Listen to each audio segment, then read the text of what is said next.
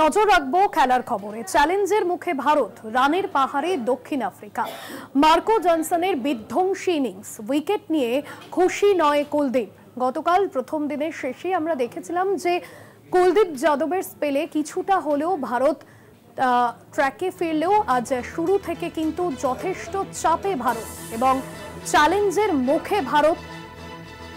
আজ দিনের শেষে 489-তে প্রথম ইনিংস শেষ করলো দক্ষিণ আফ্রিকা। রানের পাহাড়ে দক্ষিণ আফ্রিকা এই মুহূর্তে গুয়াহাটিতে বড় রান তুলল দক্ষিণ আফ্রিকা। ভারতীয় বোলিংকে কার্যত নির্বিষ করে প্রথম ইনিংসে 489 রানের পাহাড় গড়ল প্রোটিয়ার। জবাবে ব্যাট করতে নেমে ভারতের রান বিনা উইকেটে নয় এখনো পর্যন্ত দ্বিতীয় দিনের শেষে। এখনো 480 রানে এগিয়ে রয়েছে টিম্বা বাভুমার দল। প্রথম দিনের শেষে কুলদীপের দুরন্ত স্পেল যা ম্যাচে ফিরিয়েছিল ভারতকে, কিন্তু দ্বিতীয় দিনের শুরু থেকেই কার্যত ধৈর্যের পরীক্ষায় সফল হলেন দক্ষিণ আফ্রিকার ব্যাটাররা। যদিও উইকেট নিয়ে খুশি নয় কুলদীপ যাদব, তিনি মোট 4টি উইকেট নিয়েছেন। যথেষ্টই চ্যালেঞ্জের মুখে এই মুহূর্তে ভারত রয়েছে। দক্ষিণ আফ্রিকার ব্যাটাররা তারা তাদের ইনিংসে ভারতকে যথেষ্টই ব্যাকফুটে ঠেলে দিয়েছেন। চাপানের বিরতির আগে পর্যন্ত কোনো উইকেটই পড়েনি।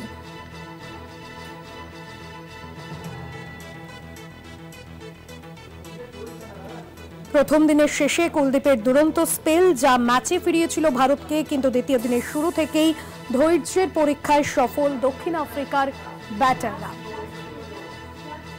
গুয়াহাটিতে বড় রান তুলল দক্ষিণ আফ্রিকা। ভারতীয় বোলিংকে নির্বিষ করে প্রথম ইনিংসে 489 রানের পাহাড় গড়ল প্রোটিয়ারা।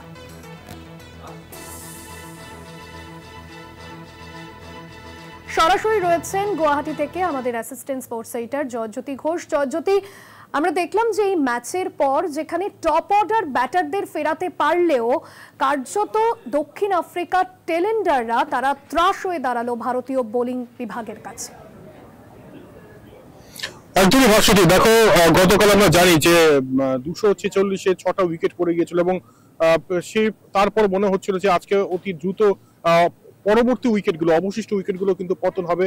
তবে সেটার ঠিক উল্টোটাই হলো। আজকে আমরা দেখি যে শেষ 4টি উইকেট পরে 243 রানে স্কোর বোর্ডে 489 রান জল করছে।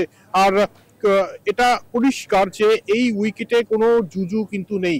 কুলদীপ যাদব আজকে বলেন ম্যাচের পর যে প্রথম দিনের প্রথম সেশনে উইকেটে কিছুটা ময়েশ্চার ছিল এবং তারপর থেকে কিন্তু একদম ব্যাটারদের জন্য একদম স্বর্গভূমি বলা যেতে পারে। তিনি একটা টার্ম ইউজ করেন যে ইয়ে তো পুরা রোড থা, মানে একদম ব্যাটারদের জন্য স্বর্গভূমি। এবং ব্যাটাররা যেভাবে পারফর্ম করেছেন তাদেরকে কোনো অংশে ছোট না করেই বলতে হবে যে এটা কিন্তু তাদেরই জায়গা। এবং দক্ষিণ আফ্রিকার ব্যাটাররা, স্পেশালি ভারতীয় বংশোদ্ভূত মুতুসামি, তিনি দুর্ধর্ষ একটা ইনিংস খেলেন। 5 ঘন্টার বেশি তিনি উইকেটে ছিলেন এবং একই সঙ্গে মার্কো জনসন একটা বিধ্বংসী ইনিংস খেলে মানে 100-র উপর স্ট্রাইক রেটে 90-এর উপর রান করে কিন্তু ম্যাচটা একদম একপেশে করে দিয়েছেন।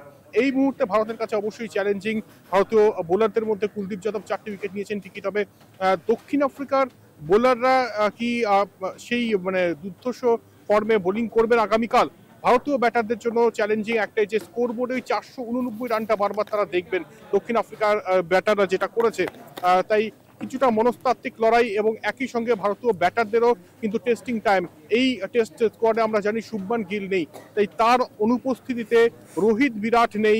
যদিও রোহিত বিরাটের অনেক জার্সি দেখা গিয়েছে এই গুয়াহাটির বর্ষাপাড়া স্টেডিয়ামে, তবে তাদের অভাবটাও কি মেটাতে পারবেন এই যে ট্রানজিশন পিরিয়ডে ভারতীয় দল যাচ্ছে? তাই যারা যারা রয়েছেন, সাই সুদর্শন হোক বা ধ্রুব জুরেল হোক বা KL রাহুল রয়েছেন, যশস্বী জয়সওয়াল রয়েছেন, তাদেরকে কিন্তু পিভটাল রোল প্লে করতে হবে যদি ভারতকে ক্ষীণ আশা দেখাতে হয় এই ম্যাচ জয়ের। আদারওয়াইজ এই ম্যাচ কিন্তু এখনো পর্যন্ত দ্বিতীয় দিনের শেষে যদি তুমি বলো ভার্সিটি, তাহলে দক্ষিণ আফ্রিকা এগিয়ে রয়েছে। ভারতীয় বোলারদের একদম নাস্তানুবুদ করে দিয়েছে, যেখানে অনিল কুম্বলে আজকে বলছিলেন যে প্রথম সেশন উইকেট লেস গিয়েছে। বোলারদের যে অ্যাটাকিং মোডটা দরকার ছিল সেই অ্যাটাকিং মোডে তারা বোলিং করেননি, তাই কিছু ল্যাকিংস অবশ্যই ছিল।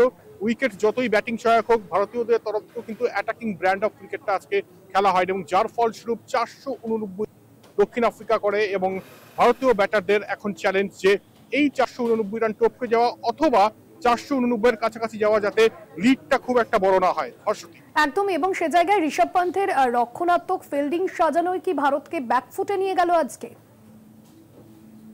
দেখো, ঋষভ পান্থের প্রথম টেস্ট ম্যাচ অ্যাজ ক্যাপ্টেন এবং গতকাল কিন্তু তিনি ভালো ক্যাপ্টেন্সি করেছিলেন। আজকে কোথাও গিয়ে মনে হয়েছে একটু ডিফেন্সিভ অ্যাপ্রোচ, যেখানে আমরা গতকালও বলছিলাম যে নীতিশ কুমার রেড্ডিকে নেওয়ার মানে কি শুধু স্পেশালিস্ট ব্যাটার হিসেবে খেলে যাওয়া। গতকালও তিনি 1 ওভার করেছেন, আজকেও 1-2 ওভার করেছেন, তাই মানে ঠিক সময় কিন্তু তিনি আজকে মানে ঠিক চালটা দিতে পারেননি। তবে একই সঙ্গে এটাও বলতে হবে যে ভারতীয় বোলাররাও সেভাবে পারফর্ম করতে পারেনি, তাদের অ্যাপ্রোচটাও যথেষ্ট ডিফেন্সিভ ছিল। এবং যেটা আমি একটু আগে বললাম, অনিল কুম্বলে বারবার বলছিলেন যে তোমার মানে তুমি যখন দেখছো ব্যাটাররা লং অফ এবং লং অন রিজিয়নে খেলছে না, সেই সময় তুমি বাধ্য করাও, তুমি ফুলার লেন্থ ডেলিভারি দাও যাতে তারা খেলে, তাদেরকে টেম্পটেড করো। সেই জিনিসটা করেনি এবং একদম ডিফেন্সিভ অ্যাপ্রোচে চলে যায়। এবং দক্ষিণ আফ্রিকান যে দুই ব্যাটার, বিশেষ করে বলবো মুতুসামির কথা, যেভাবে ব্যাটিং করলেন একদম দৃষ্টান্ত। ভেরাইন ভালো ব্যাটিং করেছেন দক্ষিণ আফ্রিকার উইকেট কিপার ব্যাটার, এবং একই সঙ্গে মার্কো জনসন দুর্ধর্ষ ব্যাটিং, এবং শুধু দুর্ধর্ষ ব্যাটিং বললে ভুল হবে, কম সময়ে রানটা তুললেন, 100-র উপরে স্ট্রাইক রেট রেখে আজকে এই রানটা তুললেন এবং 90-এর উপর রান করলেন, যার ফলে এই যে মানে 489 রান, এটা কিন্তু এখন অনেকটাই পাহাড় সমান রান ভারতের সামনে। তবে ভারতীয় ব্যাটারদের আস্থা রাখতে হবে, কারণ এই উইকেটটা একদম ব্যাটিং সহায়ক। থার্ড ডেতেও কিরকম আচরণ করে সেদিকেও নজর থাকবে অবশ্যই। তবে যশস্বী জয়সওয়াল হোক, KL রাহুল হোক, 3 নম্বরে নিশ্চিতভাবেই সাই সুদর্শন আসবেন, ধ্রুব জুড়েল 4 নম্বরে রয়েছে, তাই তাদের কিন্তু একটা অ্যাপ্লিকেশন দেখাতে হবে। ঋষভ পান্থ যিনি উইকেট কিপার, তাকেও ব্যাটাতে অ্যাডিশনাল রেসপন্সিবিলিটি দেখাতে হবে তাকে, এবং একই সঙ্গে অন্যান্য ব্যাটারদেরও সেই রেসপন্সিবিলিটি দেখাতে হবে। নীতিশ কুমার রেড্ডি যাকে বল দেওয়া হয়নি, তিনি নিশ্চয়ই ব্যাট হাতে এর জবাবটা দেবেন এবং 489-এর কাছাকাছি, অথবা ভারতীয় ক্রিকেট অনুরাগীরা এটাই চাইবে যে 489 যেন টপকে যায় ভারত, কারণ এটা ডিসাইডিং টেস্ট ম্যাচ। যদি এখানে হেরে যায় তাহলে কিন্তু সিরিজ হারবে এবং এটা গৌতম গম্ভীরের কোচিং জীবনেও একটা কালো দাগ পড়বে।